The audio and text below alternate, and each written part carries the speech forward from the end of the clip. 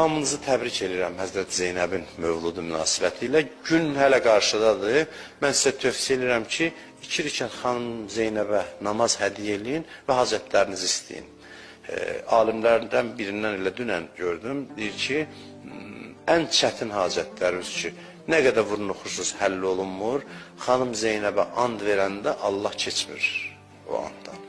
Yəni, ikirikət namaz qılın və onu Allaha and verin Həzrət Zeynəbə, Allah hacətlərinizi verəcək inşallah. Elə bir xanımdır ki, adını Allah qoyub, özdə Əlinin zinətidir. Zeynu əbih, yəni atasının bəzəyidir, zinətidir.